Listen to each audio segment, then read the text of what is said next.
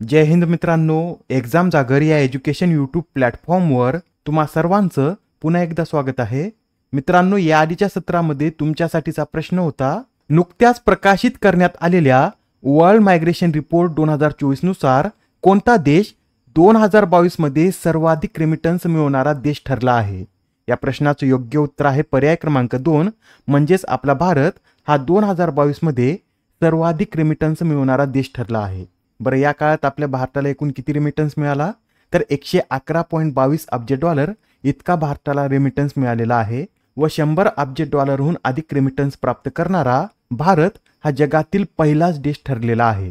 यात भारतानंतर दुसऱ्या क्रमांकावर कोणता देश आहे? तर यामध्ये दुसरा क्रमांक हा मेक्सिकोने पटकावलेला आहे. तिसऱ्यावर चीन आहे, चौथ्यावर फिलिपिन्स, पाचवा क्रमांक फ्रान्स, सहावा पाकिस्तान, सातवा इजिप्त, आठवा बांगलादेश, नववा नायजेरिया, तर 10वा क्रमांक हा जर्मनी या देशानं पटकावलेला आहे.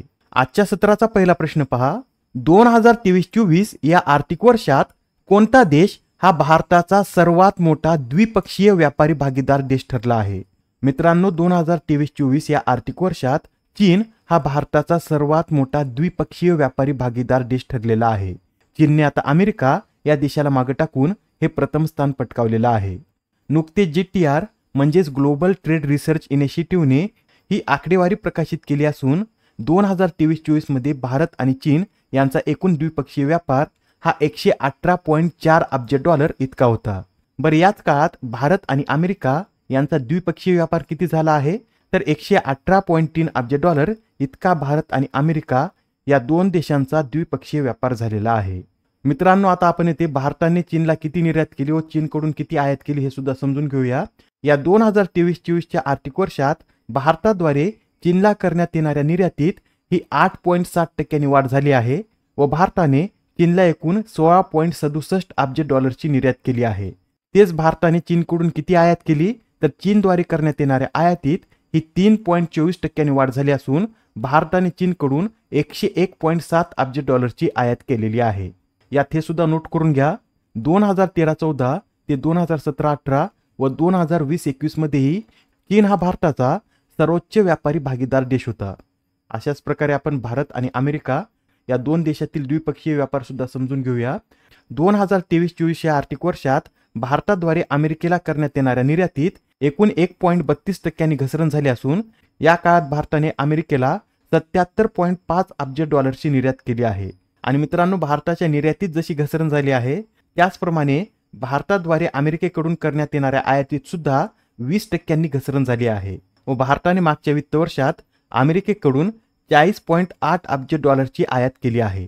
याबरोबरच हे सुद्धा नोट करून घ्या, 2021-22 आणि 2022-23 मध्ये अमेरिका हा भारताचा सर्वात मोठा व्यापारी भागीदार देश होता. आता चीनने अमेरिकेला मागे टाकून हे पहिलं स्थान पटकावलेलं आहे. यावरच आधारित अजून एक प्रश्न पहा. आर्थिक थिंक टँक GTRच्या आकडेवारीनुसार भारताच्या पहिल्या 5 व्यापारी भागीदार देशांचा योग्य उतरता क्रम लावा. यात आपल्याला उतरता क्रम लावायचा आहे. पहिले 2 देश तर माहीत आहेत. चीन प्रथम क्रमांकावर आहे, दुसऱ्या क्रमांकावर अमेरिका. आता तिसऱ्या क्रमांकावर कोणता देश आहे? तर नोट करून घ्या, तिसऱ्या क्रमांकावर UAE, चौथ्या क्रमांकावर रशिया, तर 5व्या क्रमांकावर सौदी अरेबिया हा देश आहे. म्हणजे या प्रश्नाचं योग्य उत्तर काय असेल? तर पर्याय क्रमांक 3 हे या प्रश्नाचं योग्य उत्तर आहे. आता हा तक्ता पहा, हा भारताच्या पहिल्या 5 व्यापारी भागीदार देशांचा आहे. या तिसऱ्या क्रमांकावर UAE हा 83.6 अब्ज डॉलरसह आहे, चौथ्यावर 65.7 अब्ज डॉलरसह रशिया, तर 5व्या क्रमांकावर 43.4 अब्ज डॉलरसह सौदी अरेबिया हा देश आहे. प्रश्न क्रमांक 3, 29 वेळा माउंट एव्हरेस्ट शिखर सर करणारे पहिले गिर्यारोहक कोण ठरले आहेत? मित्रांनो, हा जो नवीन विक्रम आहे हा कामेरीता शेर्पा यांनी केलेला आहे. याआधी 2023 मध्ये त्यांनी 2 वेळा माउंट एव्हरेस्ट शिखर सर केलं होतं. त्यावेळेस ते 28 वेळा माउंट एव्हरेस्ट शिखर सर करणारे पहिले व्यक्ती ठरले होते व आता आपलाच विक्रम मोडत ते आता 29 वेळा माउंट एव्हरेस्ट शिखर सर करणारे जगातील पहिले आणि एकमेव व्यक्ती ठरलेले आहेत. कामेरीता यांनी पहिल्यांदा माउंट एव्हरेस्ट कधी सर केलं होतं? तर 1994 मध्ये त्यांनी पहिल्यांदा माउंट एव्हरेस्ट हे शिखर सर केलं होतं. बरं, कामेरीता शेर्पा नंतर यात दुसऱ्या क्रमांकावर कोण आहेत? तर पासंग दावा हे दुसऱ्या क्रमांकावर आहेत. यांनी आतापर्यंत 27 वेळा हे माउंट एव्हरेस्ट शिखर सर केलेलं आहे. आपल्याला एक्झाम मध्ये बऱ्याच वेळा माउंट एव्हरेस्ट या शिखराची उंची सुद्धा विचारली जाते, तर नोट करा, 8,848.86 मीटर इतकी माउंट एव्हरेस्टची उंची आहे. याबरोबरच हे सुद्धा लक्षात ठेवा, एडमंड हिलरी व भारतीय शेर्पा तेनसिंग नोर्गे हे माउंट एव्हरेस्ट सर करणारे जगातील पहिले व्यक्ती होते व माउंट एव्हरेस्ट सर करणारी पहिली महिला ही जपानची जुनको ताबे आहे. माउंट एव्हरेस्ट सर करणारी पहिली भारतीय महिला बचेंद्री पाल तर जगातील पहिली दिव्यांग व्यक्ती या अरुणिमा सिन्हा आहेत. आता हा प्रश्न पहा, यात काय विचारला आहे तर 30व्या सुलतान अझलन शाह हॉकी कपचं विजेतेपद कोणी पटकावले.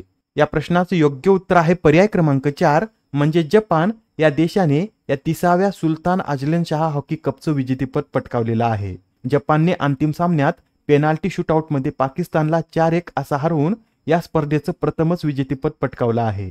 या स्पर्धेतील अंतिम सामना कुठे खेळवण्यात आला होता तर मलेशियातील इपोह शहरातील अझलन शाह स्टेडियमवर हा अंतिम सामना खेळवण्यात आला होता.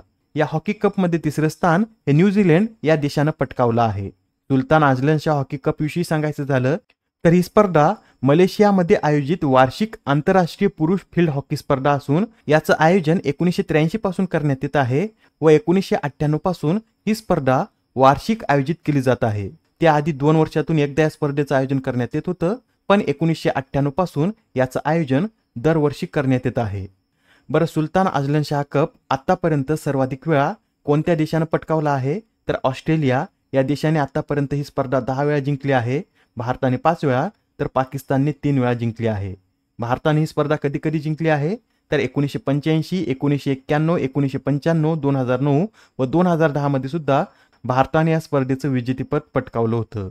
मित्रांनो, एक्झाममध्ये बऱ्याच वेळा सुलतान अझलन शाह कप हा कोणत्या स्पर्धेशी संबंधित आहे असा प्रश्न विचारण्यात येतो. तर लक्षात ठेवा, सुलतान अझलन शाह कप हा हॉकी या स्पर्धेशी संबंधित आहे. प्रश्न क्रमांक 5, अलीकडेच कोणत्या देशाने दहशतवाद विरोधी युनायटेड नेशन ट्रस्ट फंडमध्ये $5 लाख योगदान दिलं आहे.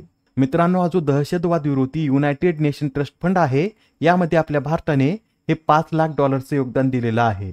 भारताचे परराष्ट्र मंत्री एस जयशंकर यांनी 2022 मध्ये या दहशतवाद विरोधी फंडात $5 लाख देण्याची घोषणा केली होती व त्यानुसार आता भारताने यात $5 लाख दिलेले आहेत. नेक्स्ट क्वेश्चन पहा, उत्तर भारतातील पहिली फिनटेक सिटी कोणत्या राज्यात निर्माण करण्यात येणार आहे. तर आता उत्तर भारतातील पहिली फिनटेक सिटी ही उत्तर प्रदेश या राज्यामध्ये निर्माण करण्यात येणार आहे. उत्तर प्रदेशमध्ये कुठे तर उत्तर प्रदेशमधील नोएडा आंतरराष्ट्रीय विमानतळाजवळ ही फिनटेक सिटी उभारण्यात येणार असून हे शहर एकूण 800 एकरमध्ये पसरलेला असेल. या शहराचा पहिला टप्पा 2027, दुसरा 2030 तर तिसरा टप्पा हा 2034 पर्यंत पूर्ण होईल. याबरोबरच मित्रांनो, हे सुद्धा लक्षात ठेवा, भारतातील पहिला बहुउद्देशीय हरित हायड्रोजन प्रकल्प हिमाचल प्रदेशमध्ये निर्माण झाला आहे. जगातील सर्वात मोठे अक्षय ऊर्जा पार्क गुजरात, भारतातील पहिल्या बॅटरी ऊर्जा स्टोरेज गिगा फॅक्टरीची निर्मिती जम्मू काश्मीर, पाण्याची वास्तविक माहिती देण्यासाठी पहिले समर्पित पोर्टल हे राजस्थाननं सुरू केलं आहे. भारतातील पहिले इनडोअर ॲथलेटिक्स आणि जलतरण केंद्र ओडिशा, देशातील पहिली वातावरणीय संशोधन प्रयोगशाळा मध्य प्रदेश, देशातील पहिले फ्युचर लॅब तिरुअनंतपुरम, भारतातील पहिले डॉल्फिन संशोधन केंद्र बिहार, स्टेनलेस स्टील क्षेत्रातील देशातील पहिला ग्रीन हायड्रोजन प्लांट हरियाणा, दक्षिण आशियातील सर्वात मोठा शस्त्रास्त्र प्रकल्प उत्तर प्रदेश तर पहिली वैदिक घड्याळ ही मध्य प्रदेशमध्ये स्थापन करण्यात आली आहे. प्रश्न क्रमांक 7, कॅनडाच्या प्रतिष्ठित मॅकगिल विद्यापीठाद्वारे मानद डॉक्टरेटने कोणाला सन्मानित करण्यात येणार आहे. तर आता कॅनडामधील हे जे मॅकगिल विद्यापीठ आहे या विद्यापीठाने डॉक्टर सौम्या स्वामीनाथन यांना मानद डॉक्टरेट देण्याचं जाहीर केलं आहे. डॉक्टर सौम्या स्वामीनाथन यांच्याविषयी सांगायचं झालं तर त्या 2017 मध्ये जागतिक आरोग्य संघटनेत उपसंचालक म्हणून कार्यरत होत्या.